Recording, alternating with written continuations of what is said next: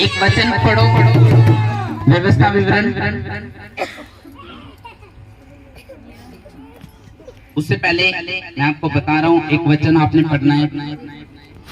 वो वचन है लूकास 12 उसके 11। उसके बाद जाएंगे वहां पे। लूकास 12 7 उसके 11। ओके, जल्दी जल्दी वचन निकालो और एक लड़की के हाथ में माइक दो, पढ़ो। लूका 7 उसकी 11,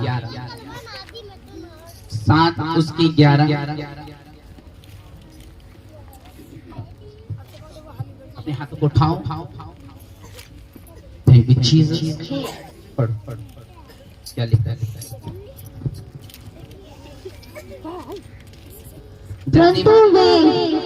परंतु वे आपसे बाहर होकर आपस में विवाद करने लगे कि हम 7 उसकी 11। थोड़े दिनों के बाद वह न्याय के एक नगर को गया। उसके चेले और बड़ी भीड़ उसके साथ जा रही थी। जब वह नगर के फाटकों के पास पहुंचा तो देखा लोगों एक मुर्दे को बाहर लिए जा रहे थे, जो अपनी माँ का एक लौता पुत्र था और वह विधवा थी, और नगर के बहुत से लोग उसके साथ थे। पढ़ो, सुनो ध्यान से। थोड़े दिन बाद वह नाइन नाम के एक नगर को गया। उसके चेले और बड़ी भीड़ उसके साथ जा रही थी। जब वह नगर के फाटक के पास पहुंचा तो देखो लोग एक मुर्दे को बाहर ले जा रहे थे, जो अपनी माँ का एक लौता पुत्र था। वह विधवा थी और नगर के बहुत से लोग उसके साथ थे। उसे देखकर प्रभु को तरस आया और उसने कहा मत रो। तब उसने कहा अर्थी को छुआ और उठाने वाले ठहर गए। तब उसने कहा हे जवान, मैं तुझसे कहता हूँ उठ। तब वह मुर्दा खड़ा हो गया। सब बोलो आमीन। उठ बैठा और बोलने लगा। उसने उसे उसकी माँ को सौंप दिया। इससे सब पर बड़ा भय छा गया और वे परमेश्वर की बड़ाई करके कहने लगे हमारे बीच में एक बड़ा भविष्य निकला, यानी प्रॉफिट। और परमेश्वर ने अपने लोगों पर कृपा दृष्टि की है। और उसके विषय में ये बात सारे यहूदी आसपास के सारे देश में फैल गए। सब बोलो आमीन। वापस आओ 7 उसके 11 पे। जब वे नगर के फाटक के पास पहुंचा तो देखो लोग एक मुर्दे को बाहर लेकर जा रहे थे, यानी उसको दबाने के लेकर जा रहे थे। ये वचन बात क्या करता है? वचन बात ये कर रहा है कि जो एक विधवा थी, उसका पति ऑलरेडी मर चुका था और उसका एक जवान बच्चा था। और बाइबल में लिखा वो जवान बच्चा जो भरी जवानी में मर गया था, एक माँ लोगों को बुला के कहती कि मेरा बच्चा मर गया। अब उसको दबाने के लिए और उसकी अर्थी को ले जाने के लिए लोगों को उसने इकट्ठा किया। और जब उसको दबाने के लिए लेके जा रही थी तो बाइबल के वचन में लिखा रास्ते में प्रभु यीशु मसीह ने उसको देखा। लोग उसके साथ थे, अर्थी उसके साथ थी और माँ रोती हुई जा रही थी, क्योंकि वो ऑलरेडी विधवा थी, क्योंकि उसका पति जो था वो मर चुका था। उसका पति मर चुका था। वो घर में अकेली थी, सिर्फ अपने एक बच्चे के सहारे जी रही थी। और बाइबल में लिखा सब के सब उसकी अर्थी को लेकर जा रहे थे और रास्ते में प्रभु यीशु मसीह उससे मिलते। यीशु मसीह ने देखा कि ये तो गलत बात है कि एक औरत का बच्चा जो उसका एक लौता सहारा है वो मर गया। यीशु मसीह ने तरस खाया और तरस खाने के साथ यीशु मसीह ने कहा रुको। यीशु मसीह ने टच किया और टच करने के बाद कहा हे लड़के उठ, बोलने लग, देखने लग। वो उठा और उसकी मौत कैंसल हुई और लोग ये देखकर अचंभित रह गए और परमेश्वर ने उस तरह से उसको ब्लेस करा। आज जैसे परमेश्वर ने उस अर्थी को टच किया, आज आपकी सेहत को टच करेगा, फैमिली को टच करेगा, बच्चों को टच करेगा, कैरियर को टच करेगा, इस चर्च को टच करेगा जैसे परमेश्वर ने उस अर्थी को टच किया। हाँ या ना? मैंने जब ये बात पढ़ी तो मैं हैरान था कि परमेश्वर एक विधवा का जो एक लौता सहारा था, कैसे शैतान ने उसको नशे में पाया होगा, कर्जे में पाया होगा, डिप्रेशन में पाया होगा, पाप में पाया होगा, घर की तंगी के कारण मर गया होगा। लेकिन ये बात परमेश्वर को पसंद नहीं आई। ये बात परमेश्वर के परमेश्वर को नॉनसेंस लगी और इसलिए परमेश्वर ने रास्ते में उससे मिला। वो केस परमेश्वर को अपने टच में मिला और जब परमेश्वर के टच में वो केस आया तब परमेश्वर ने देखा ये तो एक नॉनसेंस है। एक औरत जो अपने बच्चे के सहारे जी रही है और वही औरत का बच्चा मर जाता है। परमेश्वर ने कहा ये गलत है। परमेश्वर ने उसको छुआ और वो अर्थी जो दबाने के लिए लेके जा रहे थे, जो कब्रिस्तान में लेके जा रहे थे, बाइबल में लिखा वो अर्थी उसी समय खड़ी हो गई और लोग हैरान हो गए यीशु मसीह के नाम में। देखो परमेश्वर ने अर्थी को छुआ। शैतान का टारगेट कौन है? टीन एज वाले। शैतान का ज्यादा अटैक किसके ऊपर है? आज दुनिया में आप देखोगे तो जवानों के ऊपर, जवान लड़की के ऊपर, जवान लड़कों के ऊपर। क्यों?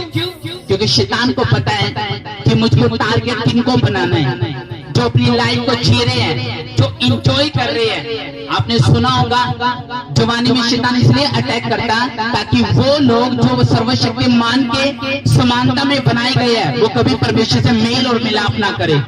इस वजह से वो उनको डिप्रेशन देता है, इस वजह से उनकी लाइफ को खराब करता है ताकि वो परमेश्वर के टच में ना आ सके। क्योंकि शैतान को पता है जो केस परमेश्वर के टच में आ गया, जो भाई परमेश्वर के टच में आ गया, जो परिवार परमेश्वर के टच में आ गया, वो खुद तो बदलेगा और अपना घराना भी बदलेगा यीशु मसीह के नाम में। बाइबल में लिखा वो टच जो था, वो जो केस था वो परमेश्वर के दायरे में आ गया। अब पता चला परमेश्वर के दायरे में जो केस आता है परमेश्वर कभी भी उस केस को हाथों से जाने नहीं देता। इसलिए सोच के देखो जिस उम्र में जवान बच्चों को माँ बाप को संभालना पड़ता है, माँ बाप अपने बच्चों को संभाल रहे हैं, हाँ या ना?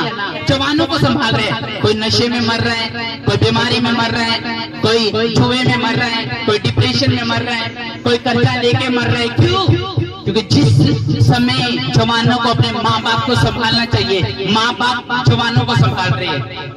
ये नॉनसेंस वाली बात है और परमेश्वर ने इस बात को देखा कि ये तो गलत हो रहा है। शैतान दुनिया में काम कर रहा है ताकि परमेश्वर उन पे तरस ना खाए। और परमेश्वर तरस कब खाता है? जब उसकी आंखों के सामने आप होते हो, जब उसके टच में आप होते हो, जब आप परमेश्वर ने वो खुद नहीं आए अपने बच्चों को लेके, चलो जी यीशु मसीह के पास लेके चलते, बच्चा तो मर गया, अब आखिरी उम्मीद परमेश्वर है।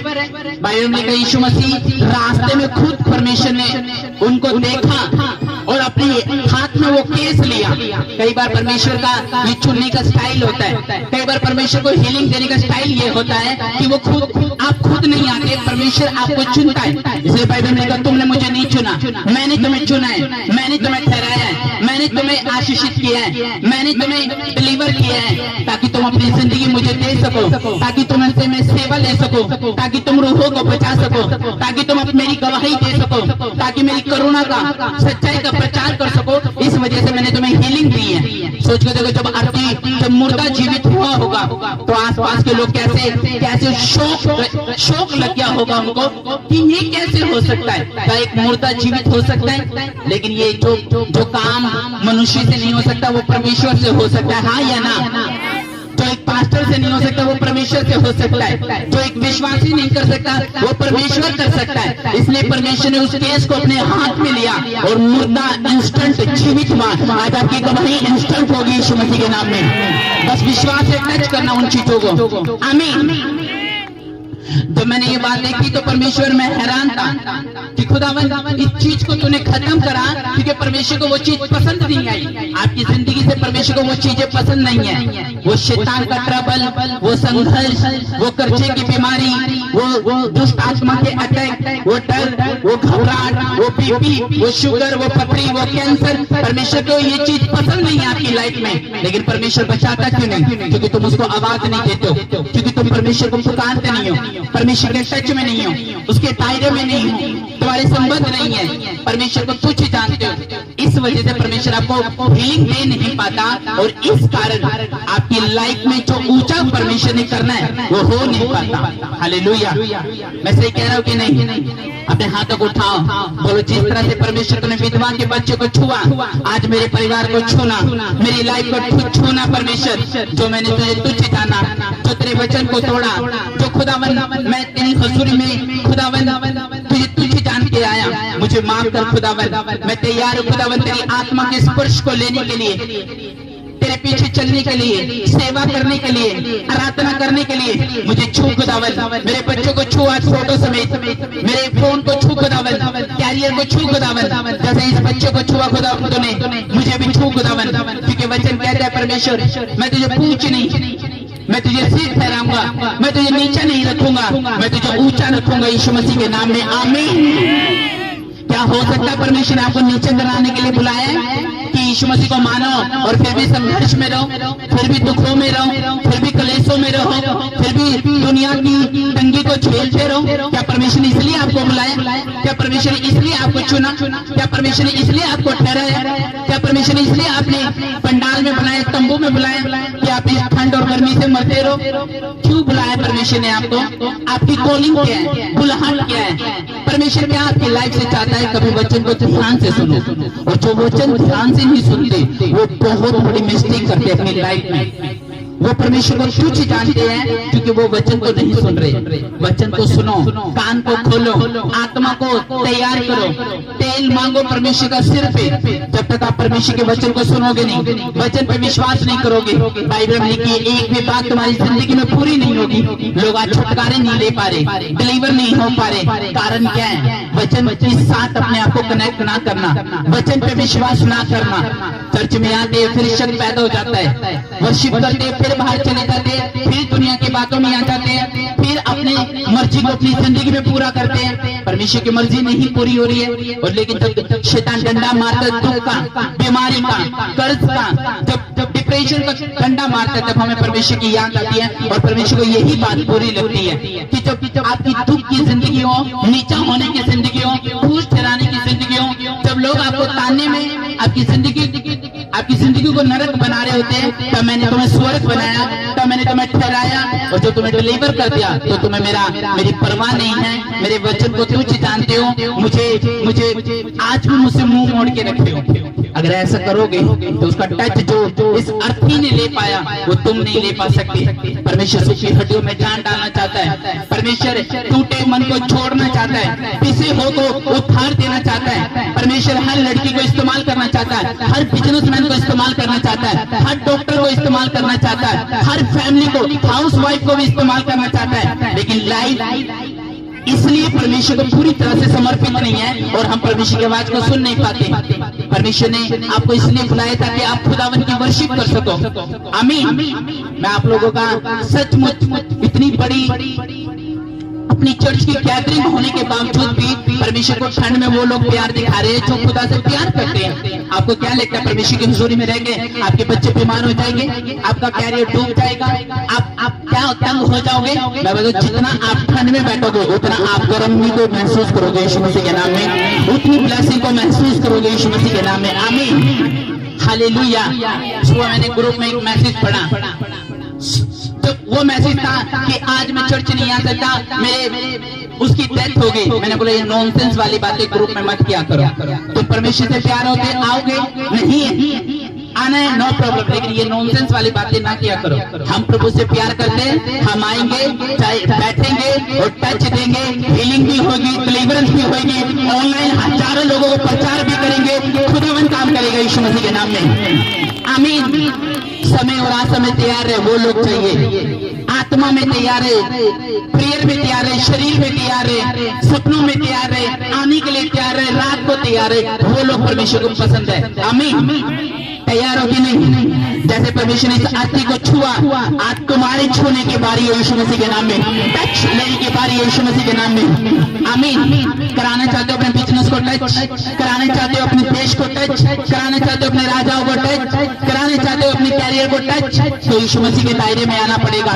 यीशु मसीह की महसूस करनी पड़ेगी, उस एनॉइंटिंग को फील करनी पड़ेगी, उसकी आवाज को। अगर तैयार हो ये सब कुछ करने के लिए, मैं कहता हूँ आज परमेश्वर की आंखों में तुम्हारे केस आने वाले यीशु मसीह के नाम में, उसके दायरे में तुम आने वाले यीशु मसीह के नाम में। तुम्हारी जैसी मर्जी कंडीशन क्यों ना, वो एक बड़ी गवाही में बदल दी जाएगी और ऊंचा कर दी जाएगी यीशु मसीह के नाम में। आमीन। परमेश्वर किसी को तंग नहीं देखना चाहता, इसलिए परमेश्वर ने कहा जब वो केस उसके हाथ में आया तो परमेश्वर ने सोल्व कर दिया, उसको उसकी नॉनसेंस को खत्म कर दिया, उस तंगी को खत्म कर दिया।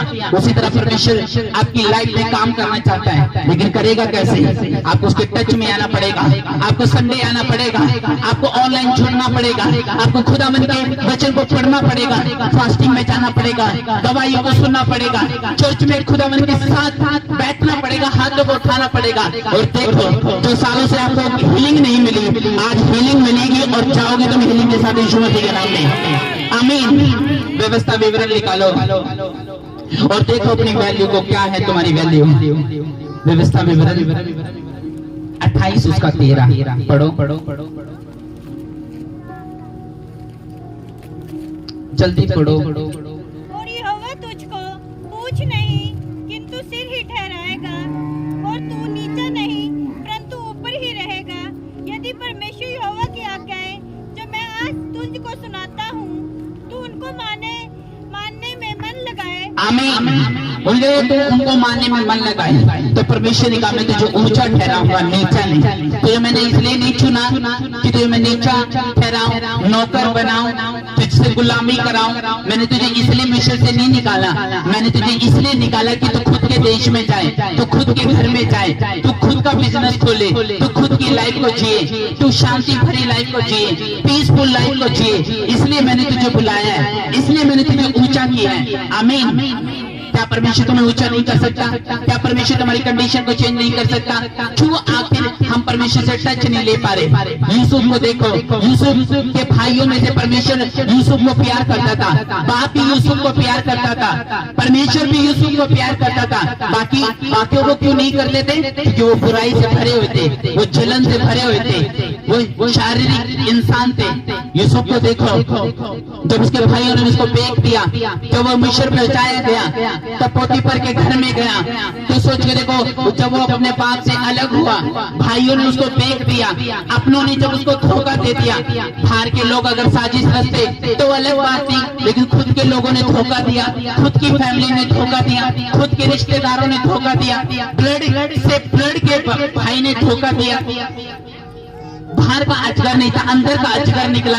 यूसुफ को फेंक दिया, बाप से अलग कर दिया, प्लान बनाया कि हम इसका मर्डर करेंगे, लेकिन यहूदा ने कहा हम इसका मर्डर नहीं कर सकते। क्यों नहीं कर सकते? क्योंकि यही हमारी हड्डी में के हड्डी और मांस में का मांस है, हम इसको मार नहीं सकते, लेकिन इसको फेंक सकते हैं। और इस तरह से यहूदा ने यूसुफ को बचाया, और बाइबल में कहा यूसुफ मिथानियों के हाथ में फेंक दिया गया और मिस्र पहुंचाया गया। और यूसुफ अपने बाप से अलग हो गया, अपने देश से अलग हो गया, अपने कुटुंब से अलग हो गया, और उसको बेच दिया गया सिर्फ पैसों के कारण। बाद में पोतीफर के घर में पहुंचाया गया, वहां पोतीफर ने उसको नौकर बनाया, वहां उसको ठहराया, और पोतीफर क्लेश हो गया। क्यों? वो भाग्यवान पुरुष हो गया। क्यों?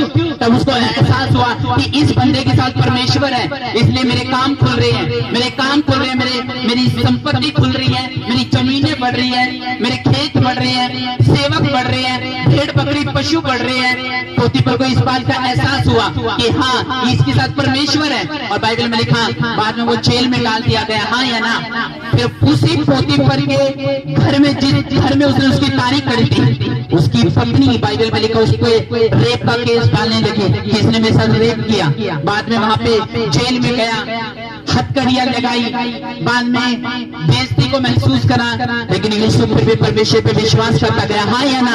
फिर भी उसके दिल में परमेश्वर का वचन था, फिर भी उसके दिल में अपने भाइयों के लिए प्रेम था, फिर भी वो सब कुछ सहन करता गया। वो बोल सकता था कि परमेश्वर मैं तो याकूब की संतान हूँ, मैं तो परमेश्वर तेरा चाहता हूँ, मेरी जिंदगी में दुख क्यों आया, मेरी लाइफ में ये लाइफ परमेश्वर मुझे मेरे बाप से अलग क्यों कर दिया गया, परमेश्वर मुझे खुदावंद मेरे भाइयों ने परमेश्वर मुझे धोखा दिया।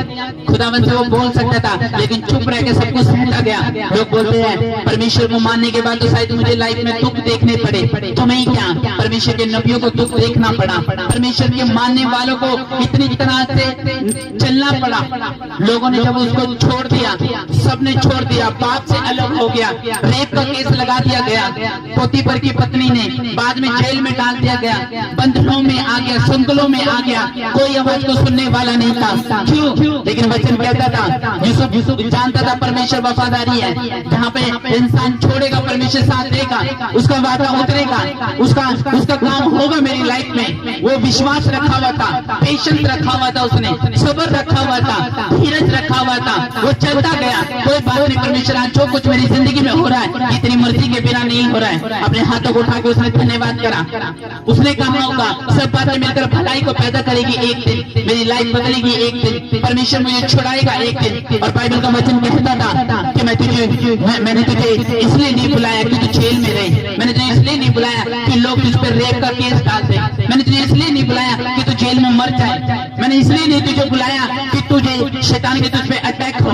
यीशु मसीह बाइबल में लिखा परमेश्वर उसका साथ नहीं छोड़ा। तो लोगों को जो कहते थे उनको दर्शन आए और उन दर्शनों का अर्थ जो था बाइबल में लिखा वो सिर्फ यूसुफ बता सका। और जब वही बात फिर उनको बताई गई कि एक बंदा है जो तुम्हारा दर्शन का मतलब बता सकता है, उसका नाम है यूसुफ। और बाइबल में लिखा जब फिर उनको एक दर्शन आया तो यूसुफ को बाहर निकाला गया। और जब उसने उस दर्शन का मतलब बताया तो बाइबल में लिखा वही यूसुफ बाद में प्रधानमंत्री बनाया गया और परमेश्वर ने इस तरह से उसको ऊंचा करा यीशु मसीह के नाम में। हाँ या ना? इसलिए उसका वचन कहता मैं तुझे पूछ नहीं, मैं तुझे इसलिए ठहराऊंगा, मैंने इसलिए नहीं तुझे बुलाया कि आपका परमेश्वर की जिंदगी में मकसद क्या है, क्या परमेश्वर का मकसद है, क्यों बुलाया परमेश्वर ने, क्यों धोया परमेश्वर ने। कॉलिंग को जानते हैं अपनी, क्योंकि हम अपनी आत्मा को ठंडी कर चुके हैं। पहले हम प्रार्थना करते थे, पहले हम सेवा करते थे, पहले हम हर जगह परमेश्वर की बातें करते थे, लेकिन अब हम ठंडे पड़ चुके हैं। अब हम सिर्फ संडे को भी परमेश्वर के लिए ठंडे हैं और 6 दिन भी हम परमेश्वर के लिए ठंडे हैं। अगर आप यही काम करते हो तो एक दिन शैतान के हाथ में आ जाओगे, उस दिन बीमारी के हाथ में आ जाएंगे। दुख का कटोरा आता है तो आने दो, परीक्षाओं का कटोरा आता है तो आने दो, अगर क्लेशों का कटोरा आता है तो आने दो। अगर आपके अपने आप को छोड़े तो कोई प्रॉब्लम नहीं, दवाई असर नहीं करी कोई प्रॉब्लम नहीं, मेडिसिन असर नहीं करी कोई प्रॉब्लम नहीं। मैं आपको बता रहा हूँ अगर आप परमेश्वर में अड़े रहे, खड़े रहे, आपकी गवाही बड़े लेवल पे आपका इंतजार कर रही होगी यीशु मसीह के नाम में। चाहे वो चर्च की गवाही क्यों ना, वो चर्च की गवाही की भी इंतजार कर रही होगी यीशु मसीह के नाम में। आमीन। लेकिन यूसुफ चलता गया।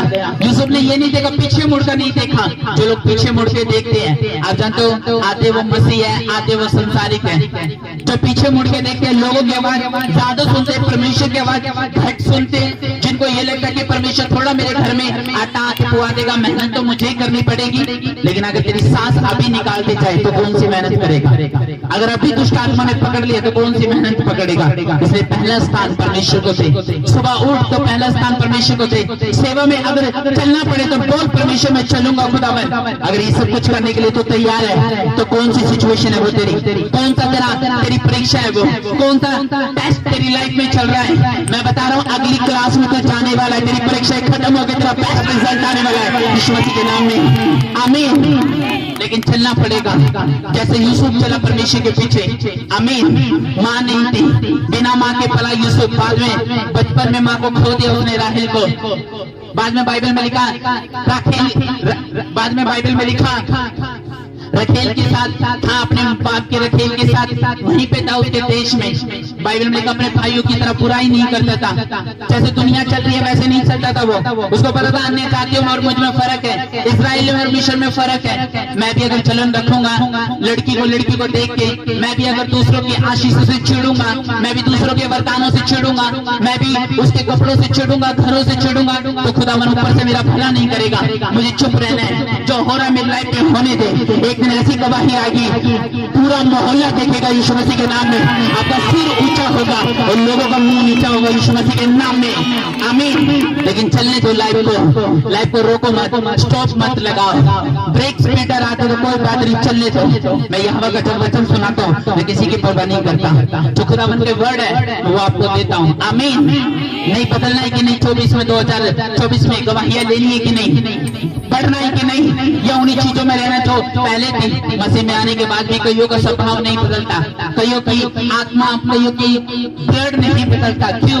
वो तभी भी वही काम करते हैं, वो तभी भी चर्च मिस करते हैं, वो तभी भी परमेश्वर में आगे नहीं बढ़ते। हाँ, 5 दिन उठते हैं, फिर अच्छाई दिखाते हैं, फिर गिर जाते हैं, सिद्ध बनते हैं, फिर गिर जाते हैं, उठते हैं, गिरते हैं, उठते हैं, गिरते हैं। क्यों? स्टैंड नहीं ले पाते, क्योंकि वो वचन को आधा थोड़ा पूरा करते हैं। अगर वो पूरा करे तो मैं आपको बता रहा हूँ उनकी गवाहियों से बहुत सी गवाहियां बन सकती है। हाँ या ना? आमीन। चाहे वो आपकी ऑफरिंग हो, चाहे वो आपकी प्रेयर हो, चाहे वो आपकी दीनता हो, नम्रता हो, आपकी आत्माभिषेक से भरी हो, ये सब चीजें परमेश्वर को कबूल है। यूसुफ से सीखो। नीचा कराने के लिए नहीं बुलाया परमेश्वर ने तुम्हें, झाड़ू पोछे लगाने के लिए परमेश्वर ने नहीं बुलाया तुम्हें, स्वर्ग में तुम सड़कों को साफ करने के लिए नहीं बुलाया परमेश्वर ने, चुना परमेश्वर ने तुम्हें, ठहराया परमेश्वर ने तुम्हें। पढ़ाई लिखाई तुमने यहाँ पे की है। स्वर्ग में कोई रिक्शे वाला, कोई प्रधानमंत्री नहीं है, सब इक्वल है। तो सोच के देखो तुम्हारी पोजीशन और उनकी पोजीशन सेम होगी। आमीन। इसलिए परमेश्वर ने बुलाया ताकि तुम उसके वारिस बन सको, अधिकार रख सको, बुलाहट को सुन सको। तुम्हें इसलिए नहीं बुलाया कि उसकी कुर्सी साफ करोगे स्वर्ग में, तुम दुखों को देखोगे स्वर्ग में। तुम्हें इसलिए बुलाया ताकि तुम खुद का राज्य स्थिर कर सको, खुद का वंश चला सको, खुद का परिवार चला सको, खुद की लाइफ को एंजॉय कर सको, शांति भरी लाइफ को, अपनी टाइट को बढ़ा सको, दायरे को बढ़ा सको, टच को बढ़ा सको। आमीन। प्यारो यूसुफ के साथ चलने के लिए, यूसुफ की तरह चलने के लिए वो हर कंडीशन में धन्यवाद करता रहा। वो अपने हाथों को उठा के विजन का जो आत्मा था बाइबल में लेकर यूसुफ के ऊपर था, वो दर्शन बता दिया करता था। फिरौन राजा के दर्शन बताए, जादू टोने करने वाले फेल कर दिया करता था। कश्ती, जिसको अपने आप को कश्ती बोलते थे, जो अपने आप को टोना तांत्रिक बोलते थे, सबको फेल कर दिया करता था। ऐसा आत्मा बुद्धि और विजन को बताने वाला आत्मा यूसुफ के अंदर वास करता था। यूसुफ ने हर कंडीशन में धन्यवाद करा, क्योंकि वचन को जानता था कि परमेश्वर के पास आने के बाद हमें दुख नहीं देखने पड़ेंगे। अगर वो दुख में डालेगा तो वो यहोवा है, वो दुखों के साथ हमारा निकास भी करेगा, वो निकालेगा और जीवन जल को सोता भी बनाएगा। आशीषें हमारे लाभ लोन की तरह हमारे आस पास खड़ी होगी यीशु मसीह के नाम में। आमीन। वो बहती नालों के किनारे वृक्ष भी लगाएगा, वो फल भी उपजाएगा, वो देगा परमेश्वर हमें, वो बढ़ाएगा परमेश्वर हमें। लेकिन चलना है। अगर घटे कहते हैं आज ठंड में, तो गर्मी में बढ़ेगी, घटे बढ़ेगी, घटे बढ़ेगी। एक दिन आएगा आप ओवरफ्लो में होगी यीशु मसीह के नाम में। आमीन। या मत छोड़ो, दृढ़ रहो, अटल रहो, वचन पे विश्वास करो। जो गवाहियां परमेश्वर ने बाइबल में बनाई है उन पे विश्वास रखो। आरती को छुआ वो तुम्हें छुएगा, वो कभी ना बदलने वाला परमेश्वर है। बाइबल में लिखा है ना, वो युग ना युग एक साथ रहने वाला परमेश्वर है। आमीन। अब्राहम को देखो, अब्राहम पहले ऑलरेडी अमीर था, ऑलरेडी वो धनी था, अब्राहम के पास कोई कमी नहीं थी, लेकिन क्यों चला परमेश्वर के पीछे? क्यों उसने सब कुछ छोड़ दिया, कुटुंब छोड़ दिया, जमीन छोड़ दी, खेत छोड़ दिए? वो इसलिए छोड़ दिए ताकि वो परमेश्वर की आवाज को सुन सके। और जब उसने परमेश्वर की आवाज को सुना, जब परमेश्वर की बातों को उसने सुना, तो अब्राहम जिस बेइज्जती के नीचे था, जिस शर्म के नीचे था, वो बेऔलाद था। और परमेश्वर जानता था इस बात को, और इसी बात का फायदा परमेश्वर ने उठाया और परमेश्वर ने उसको बुलाया। किस लिए? ताकि वो सारी जगत का पिता ठहर सके, ताकि वो मेरा दोस्त ठहर सके, वो मेरा पक्का मित्र ठहर सके, वो मेरे काम को पूरा कर सके, मेरे टास्क को पूरा कर सके। आमीन। हर एक की जिंदगी में परमेश्वर का प्लान हो, चाहे एक पास्टर हो, चाहे एक वो विश्वासी हो, चाहे एक वो बिजनेसमैन हो, चाहे वो एक डॉक्टर हो, चाहे वो एक स्टूडेंट हो, चाहे वो एक ढोलकी वाला, कुछ भी हो, आपकी सबकी जिंदगी में परमेश्वर के लिए प्लान है, योजना है। उसके नीचे आना पड़ता है, उसको सुनना पड़ता है, चाहे आप अनपढ़ क्यों ना हो, आपकी जिंदगी में भी परमेश्वर के लिए प्लान है। वो प्लान ये है कि तुम खुद बचोगे और दूसरों को भी बचाओगे यीशु मसीह के नाम में, और खुदावंद का आत्मा तुमसे होकर बात करेगा यीशु मसीह के नाम में। तैयार हो यीशु की तरह चलने के लिए? हाँ, उसने घड़ियों में धन्यवाद करना सीखा, उसने परमेश्वर को ताने मारने नहीं सीखे। ये नहीं करा कि आज चलो मेरी गवाही नहीं बन रही, हम घर पे बैठ जाते हैं, चलो थोड़े दिनों के लिए चर्च जाना बंद कर देते हैं, चलो ठंड हो रही परमेश्वर का धन्यवाद करना बंद कर देते, गर्मियों में खुल जाएंगे। ऐसा नहीं। यूसुफ जब बैड दिनों में था, जब दुखों में था, जब काली घटाओं में था, वो तब भी चला, और जब अमीरी में आया वो तब भी चला, प्रधानमंत्री बना, भाइयों को बचाया, वंश को बढ़ाया, बाद में देख लो परमेश्वर ने इसको प्रधानमंत्री बनाया। आपको वो सेम नहीं रखना चाहता, वो चाहता है कि आप बदलो, आपकी पोजीशन बदले, आपकी रैंक बढ़ता चला जाए, आपका लेवल बढ़ता चला जाए। लेकिन कब होगा? चाहे वो आप एक बुद्धिमान बंदे क्यों ना हो, चाहे आपका ज्ञान जितना मर्जी पढ़ा क्यों ना हो, आपकी स्टडी हाई लेवल की क्यों ना हो, आपको परमेश्वर की जरूरत है हर जगह, हर जगह। क्योंकि जहाँ आपकी बुद्धि बंद होती है वहाँ परमेश्वर की बुद्धि शुरू होती है। हाँ या ना? जहाँ आपकी गति खत्म होती है वहाँ परमेश्वर की शुरू होती है। आमीन। तो आपकी स्पीड में और परमेश्वर की स्पीड में फर्क है, आपकी कल्पनाओं में परमेश्वर की कल्पनाओं में फर्क है, आपके सोचने में परमेश्वर की सोचने में फर्क है। इसलिए परमेश्वर को धन्यवाद दो, हाथों को उठाओ, सिर को झुकाओ, ताली बजाओ, यह हवा की स्तुति करो, व्यवस्था पे चलने का फैसला करो, अंगीकार सच्चा आज करके जाओ, आत्मा को सच्ची करके जाओ। बोलो कि खुदा मैं अगले संडे तैयार होऊंगा, टाइम से तेरी हजूरी में पहुंचूंगा, तेरी हजूरी में पहुंचूंगा, तेरे करीब आऊंगा, टच को लूंगा परमेश्वर। और ये सब चीजों का अगर आप फैसला कर लोगे, मैं आपको बता रहा हूँ आपकी गवाही बड़ी होगी यीशु मसीह के नाम में। आपको पूछ नहीं, आपको सिद्ध ठहराएगा परमेश्वर यीशु मसीह के नाम में। बेस्ट देश, बेस्ट फ्यूचर, बेस्ट कैरियर आपका हिस्सा हो यीशु मसीह के नाम में। आमीन। खड़े जाओ अपने स्थानों पे और खुदावंद आज आपको छुएगा, याद रखना।